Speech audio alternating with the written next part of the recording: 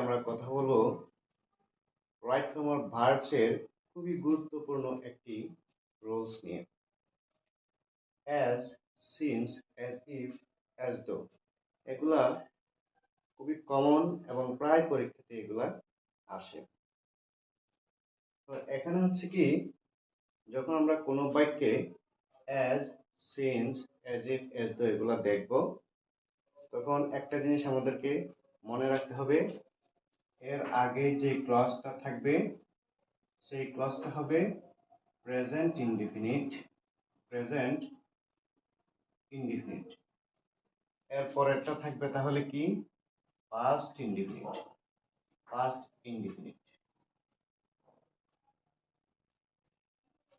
অর্থাৎ as, since, as if, as though এগুলোর আগের যে ক্লজটা থাকবে সেটা যদি প্রেজেন্ট ইনডিফিনিট হয় তাহলে এর পরেরটা হবে ফার্স্ট ইনডিফিনিট।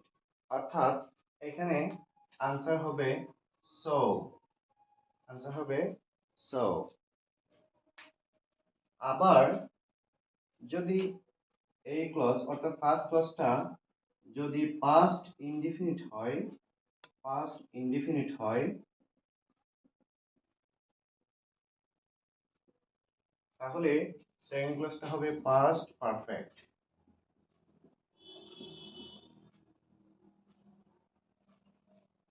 তাহলে এখানে আনসার হবে